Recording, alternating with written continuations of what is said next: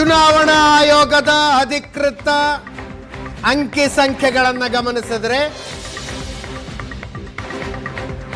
ಕಾಂಗ್ರೆಸ್ ಒಂದು ಸ್ಥಾನದಲ್ಲೂ ಮುನ್ನಡೆ ಇಲ್ಲ. 40 ಬಿಜೆಪಿ, ಆಮ್ ಆದ್ಮಿ ಪಕ್ಷ 30.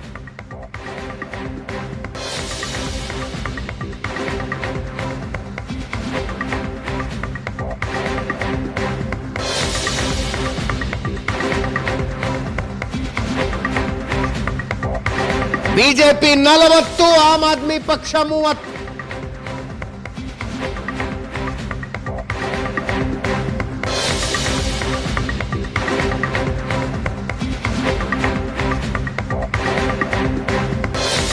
ಐವತ್ತು ಕ್ಷೇತ್ರಗಳ ಮುನ್ನಡೆಯ ತನಕ ಹೋಗಿದ್ದ ಬಿಜೆಪಿ ಈಗ 40 ಕ್ಷೇತ್ರಗಳ ಮುನ್ನಡೆಗೆ ಬಂದಿದೆ.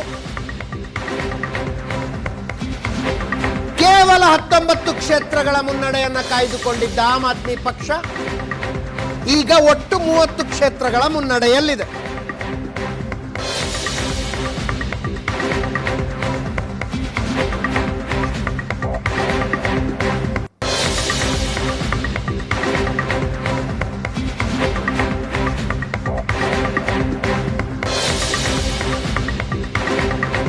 ,18% ಆಮ್ ಆದ್ಮಿ ಪಕ್ಷಕ್ಕೆ ಮತ ಆದರೆ 46.93% ಬಿಜೆಪಿ.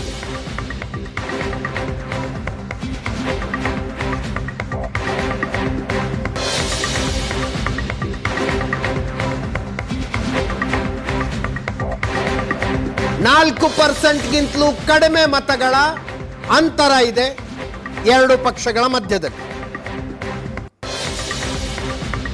ಕಾಂಗ್ರೆಸ್ 6.88% ಮತ,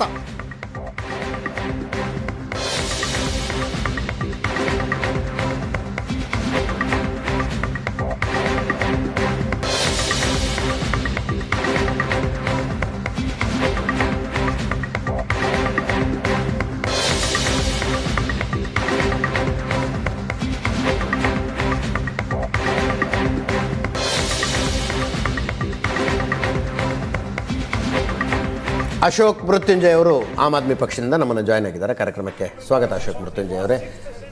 ಚರ್ಚೆಯಲ್ಲಿ ತಾವು ಆ್ಯಡ್ ಮಾಡೋದಕ್ಕೆ ಬಯಸ್ತಾ ಇದ್ರಿ. ವ್ಯಕ್ತಿಗತವಾಗಿ ಕೂಡ ಅರವಿಂದ್ ಕೇಜ್ರಿವಾಲ್ ಯಶೋಗಾಥೆ ಬಹಳ ಅದ್ಭುತವಾಗಿದೆ. 1985 IIT JEEನಲ್ಲಿ 563ನೇ ರ್ಯಾಂಕ್ ಪಡ್ಕೊಂಡು ಆತ IIT ಖರಗ್ಪುರ್, ಭಾರತದ ಅತ್ಯಂತ ಪುರಾತನ ಪ್ರಪ್ರಥಮ IIT, ಅಲ್ಲಿ ಮೆಕ್ಯಾನಿಕಲ್ ಇಂಜಿನಿಯರಿಂಗ್ BTech ಪದವಿ ಪಡ್ಕೊಳ್ತಾರೆ. ಮುಂದೆ ಟಾಟಾ ಸ್ಟೀಲ್ನಲ್ಲಿ ಕೆಲಸ ಮಾಡ್ತಾರೆ. ಅದಾದ ನಂತರ ಇದ್ದಕ್ಕಿಂತ ಬಿಟ್ಬಿಟ್ಟು ಮದರ್ ಥೆರೇಸಾ ಅವರ ಮಿಷನರಿ ಆಫ್ ಚಾರಿಟೀಸಲ್ಲಿ ಹೋಗಿ ಸ್ವಯಂ ಸೇವಕನಾಗಿ ಕೆಲಸ ಮಾಡ್ತಾರೆ. ಆಮೇಲೆ ಸಿವಿಲ್ ಸರ್ವಿಸಸ್ ಪರೀಕ್ಷೆಗೆ ತಯಾರು ಮಾಡ್ಕೊಂಡ್ಬಿಟ್ಟು 1995ರಲ್ಲಿ ಭಾರತೀಯ ಕಂದಾಯ ಸೇವೆ ಅಧಿಕಾರಿಯಾಗಿ assistant commissioner for income tax. ಅದು ಭಾಳ ಇವತ್ತು ನೋಡಿ ಅವರಿಗೆ ಸಂಕಷ್ಟಕ್ಕೆ ಕಾರಣವಾಗಿರೋ ED, IT, ಕಸ್ಟಮ್ಸು ಇವೆಲ್ಲ ಅವರ ಸೇವೆಗೆ ಸಂಬಂಧಪಟ್ಟಿದ್ದು, IRSಗೆ ಸೇರಿದ್ದು. ಜಾಯಿಂಟ್ ಕಮಿಷನರ್ ಆಗಿ ಇದ್ಕೊಂಡ್ಬಿಟ್ಟೆ 2000ರಲ್ಲಿ ರಜಾ ತಗೊಳ್ತಾರೆ. ಸುದೀರ್ಘ ಕಾಲದ ರಜಾ ಹಾಕಿಬಿಟ್ಟು ಒಂದು ಪರಿವರ್ತನ್ ಅಂತ ಒಂದು ಸ್ವಯಂ ಸೇವಾ ಸಂಸ್ಥೆ NGO ಸ್ಥಾಪಿಸ್ತಾರೆ.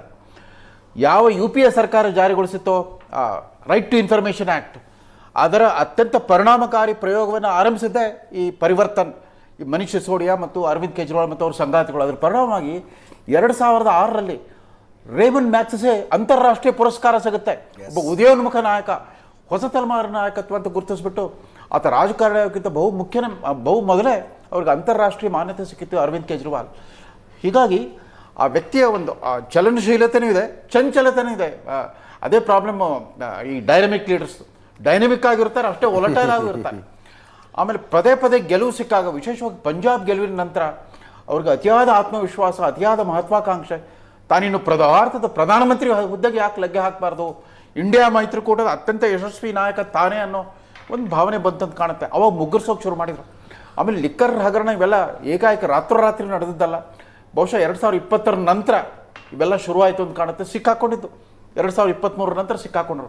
ಸತ್ಯೇಂದ್ರ ಜೈನ್ ಸಿಕ್ಕಾಕೊಂಡಿದ್ದು ಒಂದು ಹವಾಲಾ, ಕಲ್ಕತ್ತಾ ಮೂಲದ ಒಂದು 5 ಹವಾಲಾ ಕಂಪನಿಗಳ ಮೂಲಕ, ಈ ಶೆಲ್ ಕಂಪನಿಗಳ ಮೂಲಕ ಅವ್ರು ವ್ಯವಹಾರ ಮಾಡಿದ್ರು ಅಂತಂದ್ಬಿಟ್ಟು.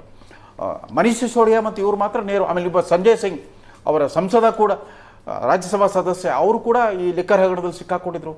ಚಂದ್ರಶೇಖರ್ ರಾವ್ ಮಗಳು ಆಕೆ ಕವಿತಾ MLC ಆಕೆ ಕೂಡ ಇದ್ರ ಜೊತೆಗೆ 500 ಕೋಟಿಯನ್ನು ವ್ಯವಹಾರ ಮಾಡಿದ್ರಂತೆ, ಲಂಚ ಕೊಟ್ಟರೆ 100 ಕೋಟಿ ರೂಪಾಯಿ ಲಂಚ ಕೊಟ್ರಂತೆ ಆಮ್ ಆದ್ಮಿ ಪಕ್ಷಕ್ಕೆ ಅನ್ನೋ ಈ ಥರದ ಆರೋಪಗಳೆಲ್ಲ ಬಂದಾಗ ಕೋರ್ಟ್ಗಳು ಕೂಡ ಸಾಕಷ್ಟು ಉದಾರವಾಗೇ ಇದ್ವು. ಆಮೇಲೆ 9 ಬಾರಿ ಇವರು ಇಡೀ ತನಿಖೆಯಿಂದ ತಪ್ಪಿಸ್ಕೊಳ್ತಾ ಬಂದರು. ಕೊನೆಗೆ 10ನೇ ಸಾರಿ ಹೋಗಿ ಹಾಜರಾದರೂ ಮುಂದೆ ಸರೆಂಡರ್ ಆಗಬೇಕಾಗಿ ಬಂತು. ಆಗ ಆತ ರಾಜೀನಾಮೆ ಕೊಟ್ಟಿದ್ರೆ ಅವರ ಮೌಲ್ಯಾಧಾರಿತ ರಾಜಕಾರಣಕ್ಕೊಂದು ಬೆಲೆ ಗೌರವ ಇರ್ತಾ ಇತ್ತು. ಇಲ್ಲ, ಆತ ಕೂಡ ಅಧಿಕಾರದಾಹಿ ಸಾಂಪ್ರದಾಯಿಕ ರಾಜಕಾರಣ ತಾನೇನು ಭಿನ್ನ ಅಲ್ಲ, ಪುಡಾರಿ ರಾಜಕಾರಣದ ಮತ್ತೊಂದು ಅವತಾರ ಅನ್ನೋ ರೀತಿಯಲ್ಲಿ ವರ್ತಿಸ್ಬಿಟ್ರೆ ಹೇಗೆ?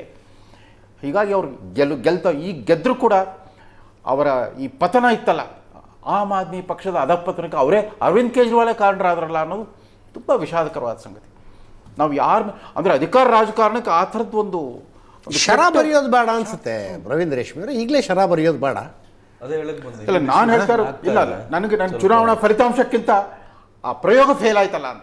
ಪ್ರಯೋಗ ಫೇಲ್ ಆಗೋಗ್ಬಿಡುತ್ತೆ ನೈತಿಕವಾಗೂ ಮತ್ತು ರಾಜಕೀಯವಾಗಿ ಕೂಡ. It's A failed experiment Aam Aadmi ಪಕ್ಷ ಅನ್ನೋದು. ಗೆಲ್ಬಿಡಿ, ಈಗ ಕೂಡ ಉಲ್ಟಾ ಪಲ್ಟಾ ಆಗಲಿ ಮತ್ತೆ ಅಧಿಕಾರಕ್ಕೆ ಬರಲಿ, ಅವರಿಂದ ನಾವು ಹೆಚ್ಚು ನಿರೀಕ್ಷಿಸೋದೇನಿಲ್ಲ. ಕಾಂಗ್ರೆಸ್ ಬಿಜೆಪಿಯಿಂದ ನಾವು ಹೆಂಗೆ ನೋಡ್ತೀವಿ ಹಾಗೆ ಅದು ಕೂಡ ಆಮ್ ಆದ್ಮಿ ಪಕ್ಷ ಒನ್ ಮೋರ್ ಪಾರ್ಟಿ ಅಂತ. ಎಸ್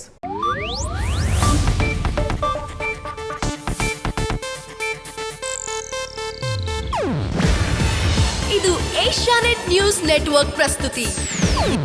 ನೀವು ನೋಡ್ತಿದ್ದೀರಾ ಏಷ್ಯಾನೆಟ್ ಸುವರ್ಣ ನ್ಯೂಸ್.